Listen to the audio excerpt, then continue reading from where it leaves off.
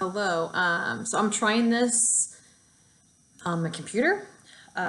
We'll see how this goes, but I wanted to be able to see the whiteboard. So when we do the grammar, you can see what I'm writing. So we'll see how it goes. Okay, so today we're going to do chapters 25 through 29. So I think it's bookmark number 3, if you can get that out. You're going to pretend, again, that we're at school and just kind of go through our normal routine. So the first word I think should be robust. It's found on page 92. Think about what robust might mean. It says this word, unlike the others, was not worn at all, but fresh and robust. It startled Maniac. So again, page 92.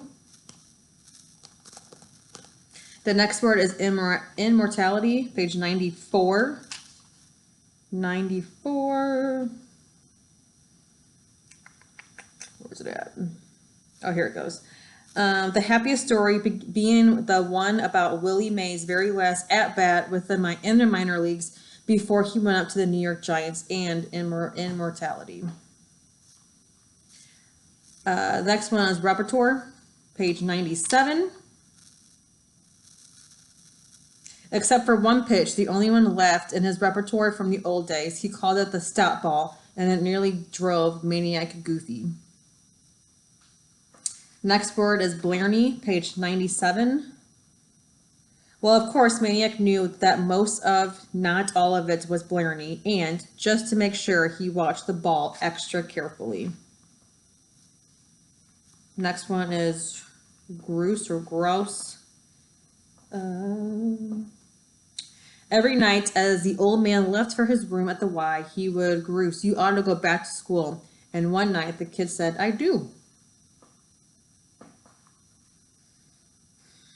Next one is pomo. There's a lot, I'm sorry. Page 101.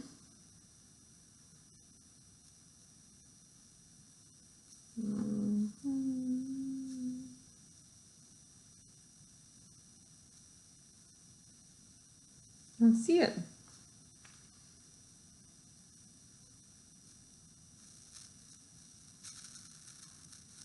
Oh, he would saddle up that C, climb aboard, and grip the pommel for dear life. The old C, more often than not, it would throw him.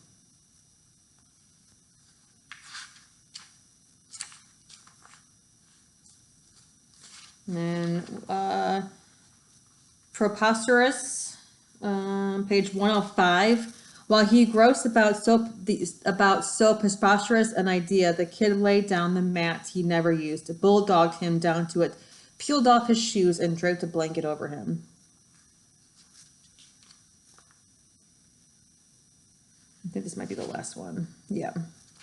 All right. So the next one is deputized, page 106.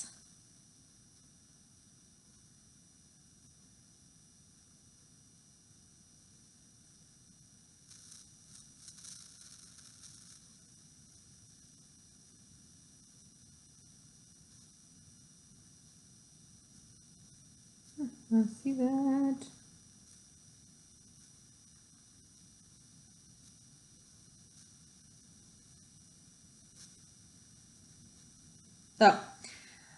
They deputized their sleeves and grabbed handfuls of napkins from the refreshment stand. All right, we're gonna go back. So flip to your vocab pages in your folder. I'm gonna tell you what the words mean. All right, again, robust, page 92, means strong and healthy. Oh, this is not, it's backwards for you all, isn't it? Okay, robust is strong and healthy, page 92. Immortality is enduring fame.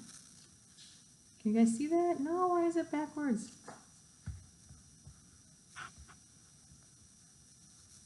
Hopefully for the next video, I can figure it out, because I am not, as you all know, I am not tech savvy at all.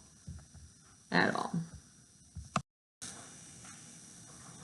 Okay, Mrs. Van Ness just came in here. I paused the video, and she told me once it uploads, it will switch it for you. So it looks weird for me, but hopefully it won't for you. So we're going to keep going. All right, next word is repertoire, is an entire stock of skills. That is on page 97. An entire stock of skills. Remember, you can pause this video. I'm going to keep going. Blarney, page 97, is nonsense. Gross or grouse means to complain. Page 98. Pommel is the protuberant part of the front and top of a saddle. So like a part of a horse's saddle. That is page 101. Preposterous is absurd, page 105. And deputize means substitute on page 106. Okay, we're gonna do a few of the grammar together. We're not gonna do it all together because you're not here, and I'll just be giving you the answers really. So on your grammar practice, it starts on page, it will say chapter 24 at the top. We're gonna do this whole page together, and then your homework is gonna be the next page. So 26, 27, 28, and 29 grammar. It's really only 4 problems, okay? So the first one, 25, it says number 1, this word, like the others, was not worn at all, but fresh and robust. So I'm gonna write this for you, I'm gonna explain it to you, and I'm just assuming that you're gonna be copying what I'm writing. Make sure that you all can see still. Okay, so this needs to be capitalized. Word, and then there's a comma after word. Unlike the others, comma. It's kind of got glare, not blare. I'm just gonna turn the lights off really quick.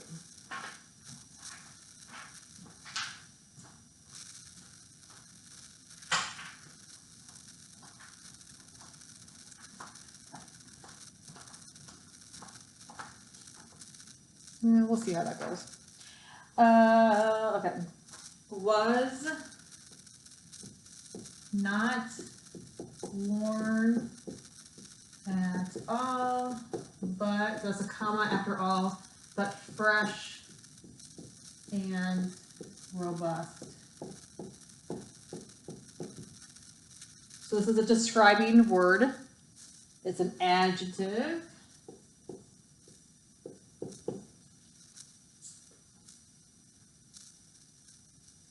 Okay, then number 2, the happiest story being the one about Willie Mays' very last at-bat in the minor leagues before he went up to the New York Giants and immortality. So that should be capitalized. Happiest story being the one about Willie should be capitalized. Mays should be capitalized with apostrophe S. Very last at bat. So there's a hyphen in between at bat. In the minor should be capitalized, and leagues should be capitalized. That's a specific league that they're talking about. Comma. Before he went up to the New York is capitalized. Whoops. Giants is capitalized. And immortality. So this is a thing, so it's going to be a noun. Can't see it. I'm sorry.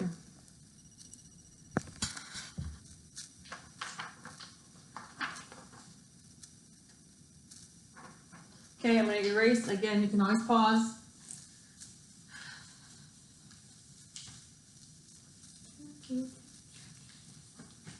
You all, this is really weird. I'm not going to lie. And I miss you all. Hope you all can come back soon. All right, 26. Number 1. Except for one pitch, the only one left in his repertoire was from the old days. So this is kind of just a normal sentence. You need to capitalize except for one pitch, comma, the only one left in his repertoire from the old days.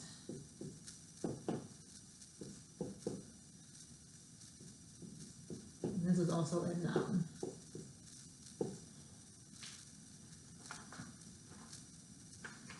Second one. Well, of course, Maniac knew that most of it, that most, if not all, was at Blarney and Lust to make sure he watched the ball extra carefully. So, well, comma, of course, comma, Maniac should be capitalized.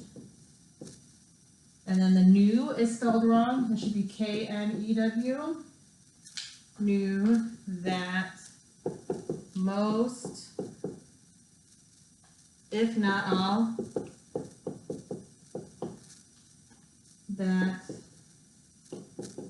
was Blarney and, comma, and Lust to make sure, comma, he watched the ball extra carefully. And this is a noun.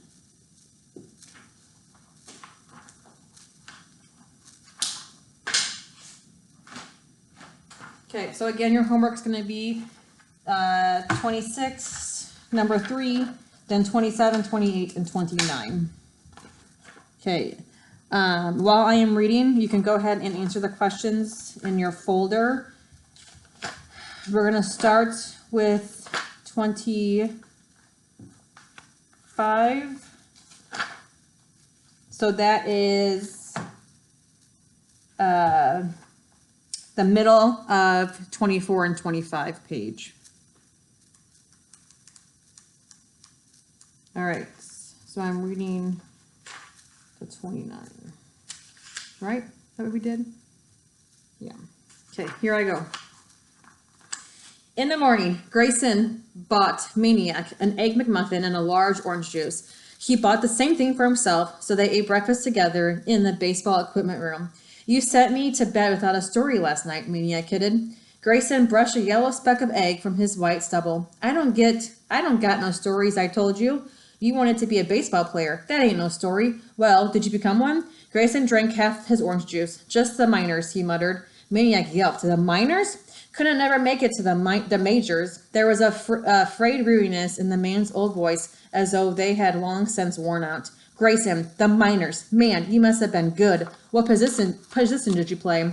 Grayson said pitcher. This word, unlike the others, was not worn at all, but fresh and robust. It startled Maniac. It declared, I am not what you see. I am not a lying, pickup driving, live at the Y, bean-brained park hand. I am not rickety, whiskered, warm chow. I am a pitcher.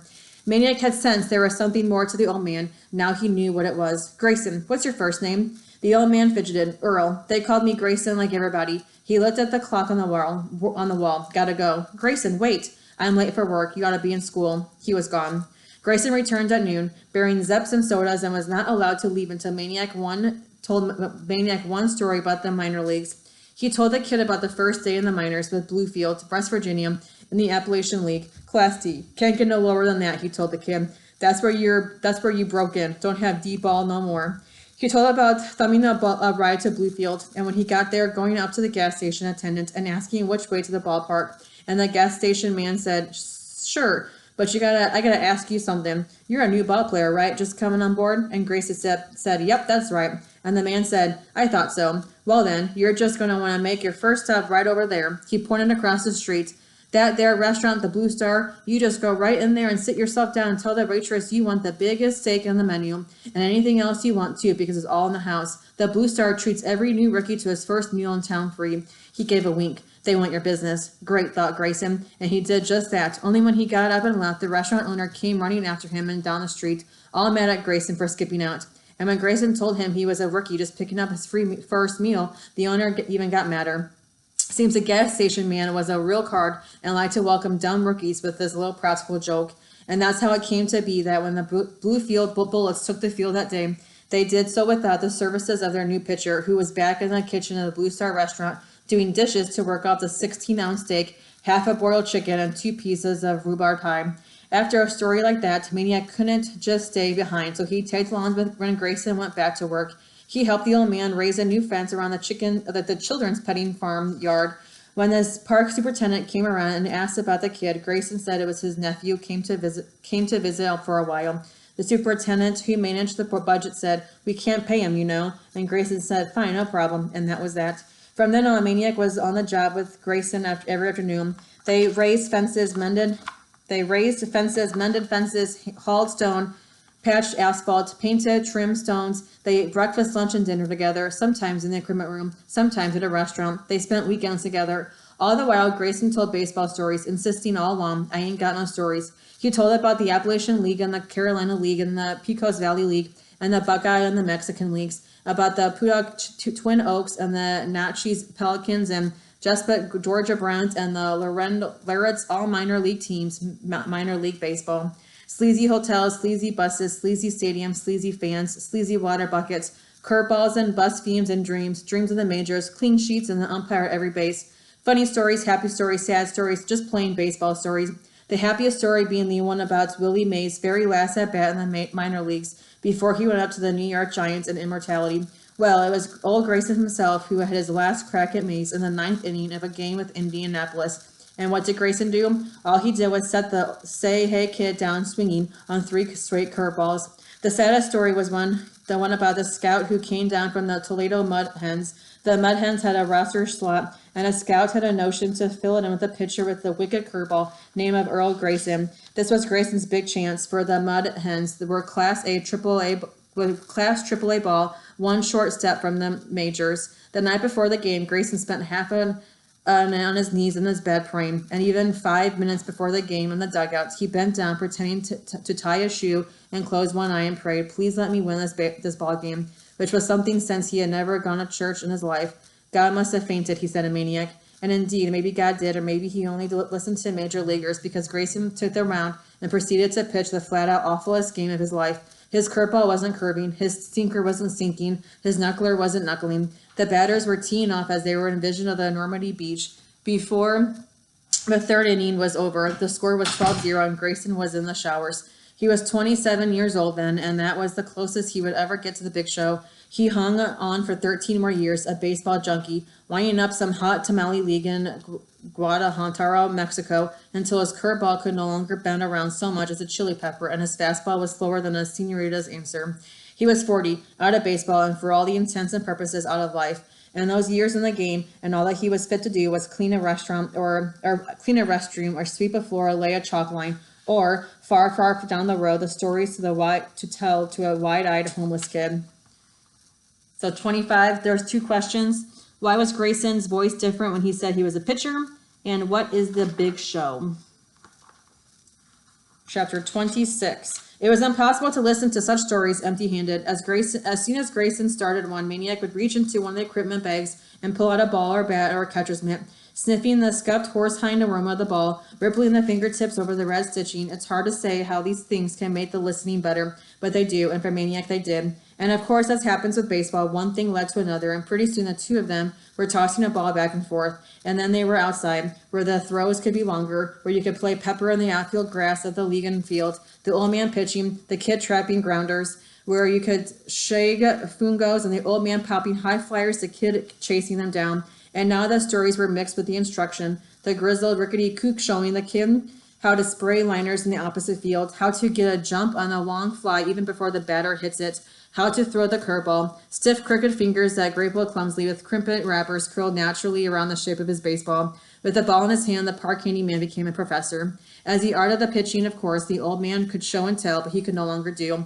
except for one pitch, the only one left in his repertoire from the old days. He called it the stop ball, and it nearly drove Maniac goofy. The old man claimed he discovered the stop ball one day down in the Texas League, and that he was long gone from baseball when he perfected it. Unlike most pitches, the stop ball involved no element of surprise. On the contrary, the old man would always announce it. Okay, he called from the mound. Here she comes. Now keep your eye on her, because she's gonna flat out on up there, and just about the time she's over the plate, she's gonna stop. No, nobody else ever hit it, so don't you go getting upset if you don't either. It's no shame to whiff on the stop ball and then he throw it. Well, of course, Maniac knew that most of it, not all of it, was blarney, and just to make sure, he watched the ball extra carefully. There sure didn't seem to be anything unusual about it, not at first anyway, but as the ball came closer, it did somehow seem to get more and more peculiar, and by the time it reached the plate, it might just have well stopped, because Maniac never knew if he was swinging at the old man's pitch or at his speed. Whatever, in weeks of trying, he never hit out of the infield. It was October. The trees rimming the outfield were flaunting their colors. The kid and the geezer baseball their lunch times away, and the afternoon dinner times and weekends. And every night as the old man left for his room at the Y, he would grouse, "You ought to be in school." And one night the kid said back, "I do." And that's how the old man found out what the kid was doing with his mornings. He had noticed the books before, rows and piles of them that kept growing, but there being books, he didn't think much of it. Now the kid tells him, "You know the money you gave me?" Each morning he gave the kid 50 cents or $1 to give himself some crimpets. Well, I'd take it up to the library. Right inside the door, they had these books they're selling, cases of them, old books they don't want anymore. They only cost 5 or 10 cents a copy, or a piece. He pointed to the piles. "I buy them." He showed them to the old man. Ancient, broken math books, flaking travel books, word spellers, mangled mysteries, biographies, music books, astronomy books, cookbooks. "What's the matter?" they said the old man. "Can't you make up your mind what kind of you want?" The kid laughed. "I want them all." He threw his hands out. "I'm learning everything." He opened one of the books. "Look, geometry, triangles, okay. Isosceles triangles, these 2 legs, they look equal to you." The old man squinted. He nodded. "Okay, but can you prove it?"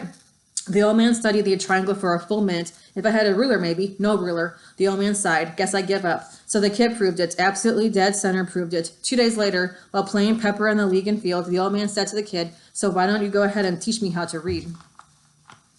25, question. How is Maniac getting schooling? 27. The story he told now was not about baseball. It was about parents who were drunk a lot and always leaving him on his own, about being put in classes where they just cut paper and played games all day, about a teacher who whispered to the principal just outside the classroom door, "This bunch will never learn to read a stop sign." Right then and there, as if to make the teacher right, he stopped trying. The part I didn't tell about Bluefield, I was only 15. I ran away. The kid and the old man climbed into the pickup. They made 3 stops. First, they stopped by the park office at the zoo, where Grayson told the superintendent he just wanted to work part-time for a while in the afternoons. "Fine," said the superintendent, "just so you don't expect to get paid full-time." Then they went to the library sale racks and bought about 20 old picture books, such as The Story of Babar and Mike Mulligan's Steam Shovel and The Little Engine That Could. Then they went to the Woolworths for a small portable blackboard and a piece of chalk. Within 3 days, Grayson had the alphabet down pat, the shapes and sounds. After a week, he could read 10 one-word syllables, but he was reading them from memory. It took another couple of weeks before he began to get the hang of sounding out words he had never seen before. The old man showed an early knack of consonants. Sometimes he got M and N mixed up, but the only one that gave him trouble in and day out was C. It reminded him of a bronc some cowboy dared him to ride in the Texas League days. He would saddle up that C, climb aboard, and grip the pommel for the dear life. And the old C, more often than not, it would throw him. Whatever that happened, he just climbed right back on and ride her some more. Pretty soon, C saw who was boss and gave up the fight. But even at their onerous, consonants were fun. Vowels were something else. He didn't like them, and they didn't like him. There were only 5 of them, but they seemed to be everywhere. Why you could go through 20 words without bumping into some of the sheer consonants, but it seemed as if you couldn't tiptoe past a syllable without waking up a vowel.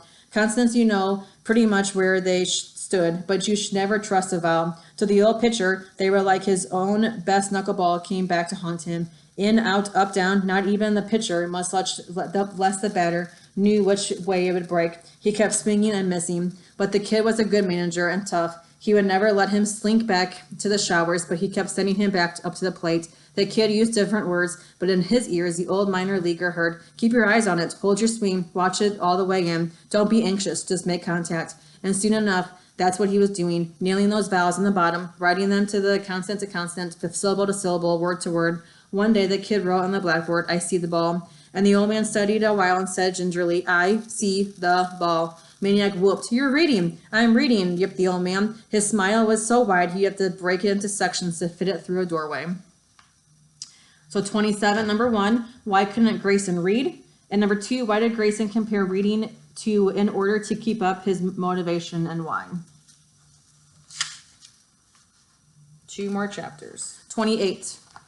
The first book Grayson read cover to cover was The Little Engine That Could. It took almost an hour, and it was a climax to a long evening of effort. At the end, the old man was sweating and exhausted. The kid's reaction surprised him. He didn't jump in yippee like he did after the first sentence. He just stayed in the far corner, seated on a stuffed and lumpy equipment bag.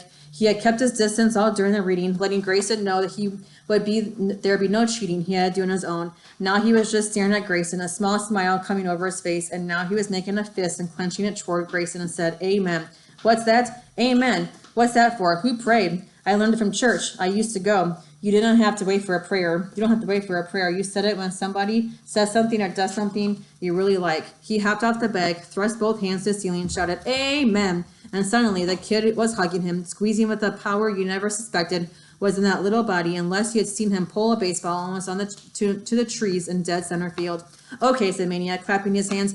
What will it be? I'll be the cook, whatever you want. Maniac had a toaster oven now, compliments of his whiskered friend. In fact, little by little, Grayson had brought him a lot of things: a chest of drawers for his clothes, a space heater, a 2-foot refrigerator, hundreds of piles of paper dishes and plastic utensils, blankets, and mat to sleep on, which the kid ignored, preferring the chest protectors. In time, the place was homier than his own room at the Y. How about corn muffins, said Grayson, choosing something easy on his bad teeth and aching gums. Maniac went to the bookcase that served up as a pantry. One corn muffin coming up. Toasted? Yeah, why not? Butter? Some butter. Something to drink with that, sir? Nah, muffins enough. The apple juice is excellent, sir. It's a great year for apples. Live it up, thought Grayson. Yeah, okay, apple juice. Coming right up, sir. After the snack, the kid proved himself as good-minded as a reader as a cook. Why don't you stay overnight, he said. It's late. While he groused about so preposterous an idea, the kid laid down the mat he never used, bulldogged him down to it, pulled off his shoes, and draped a blanket over him. He protested, This is supposed to be yours. The kid patted his chest protectors. I'm okay, and he knew that was the truth. The old man gave himself up willingly to his exhaustion and drifted off like a lazy sky-high flyball. Something deep in his heart, unmeasured by his own consciousness, soared unbarren for the first time in 37 years, since the time he had been so disgraced himself before the Mudhen Scout, and named himself thereafter a failure. The blanket was there, but it was the boy's embrace that covered and warmed him. When somebody does something you really like, amen, the old man whispered into the cornmeal and the baseball-scented darkness. 28's question is, why did Grayson feel unburdened for the first time in 37 years? One more chapter. For most of November, Winter toyed with the 2 mills, whispering in his ear, tickled it under the chin. On Thanksgiving Thursday, Winter kicked it in the stomach, but that didn't stop the old man and boy from joining the 10,000 who thronged to the stadium on the boulevard to see the traditional high school football game. The Arctic air laid panes of ice over the crayfish edges of Stony Creek. The effect was the opposite on human noses. Maniacs and Graysons ran like faucets and not a handkerchief in sight. They deputized their sleeves and grabbed handfuls of napkins from the refreshment stand. 2 mills won the game, thanks to a last-minute 73-yard touchdown past the quarterback Dennehy to James, hands down. From the instant his old trash-talking Sandlot pal cradled the ball in his long brown fingers, Maniac was jumping on his seat, screaming trash at Hand's pursuers every step to the goal line, and glancing about to make sure Mrs. Beale wasn't hearing. By the time they got back to the baseball room, they were nearly frozen, but the freeze was good, for it made the warmth of the little apartment all the more welcome. Within 15 minutes, the space heater had the place positively tropical, while in the toaster oven, their 5-pound Thanksgiving chicken was already beginning to brown. A pair of hot plates and a squad of pots were pressed into action, and by mid-afternoon, the two were sitting down to a feast of roast chicken, gravy, cranberry sauce, applesauce, SpaghettiOs, raisins, pumpkin pie, and butterscotch crimpets. Maniac thought of Thanksgiving past, of sitting around a joyless table, his aunt and uncle as silent as lifeless as the mammoth bird they gnawed on. He said this grace, Dear God, we want to take this opportunity to thank you for the best Thanksgiving dinner we ever had. Well, I ever had. I guess I shouldn't speak for my friend Grayson. He peeked across the table. Grayson, he whispered, is this your best one yet? Or two? The old man opened one eye. He shrugged. Don't know. Haven't tasted yet. Maniac glared, rolled his eyes and upward and hissed, Grayson. The old man flinched. Yeah, he squinted one eye at the chicken. Yeah, I guess it is. The best, Maniac prompted. The best. Maniac went on, and we want to thank you for this warm house and for our own little family here and for Grayson learning to read. He's already read 13 books, and I'm sure you already know him. And one more thing, if you could find some way to let the Beale family know I'm wishing them a happy Thanksgiving, I'd really appreciate it. They're the ones on 27-8 Sycamore Street in case there's any other Beales around. Amen. Amen, said Grayson. They stuffed themselves silly. They collapsed and listened to polka music. Grayson had brought over a record player a week before, along with his entire music collections, 31 polka records. Grayson loved polkas. Of course, one cannot listen to polka music for long before getting up and dancing, which is what the two Thanksgivers did as soon as their bloated stomachs allowed.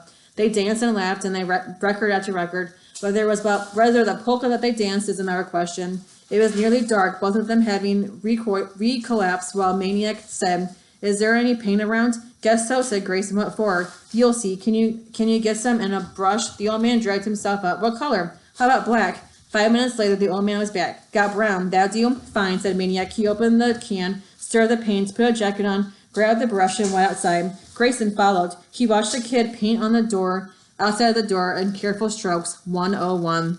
Maniac sat back, admiring his work. 101, he proclaimed. 101 Ban Shell Boulevard. Okay. 29, it says, why do you think Maniac painted 101 on the outside of the building? So, I need to see proof that you did these questions, and I need to see your grammar page. So when you're done with those, you can take a picture and share it onto this document that this video link was on. All right, I will see you guys later. Bye.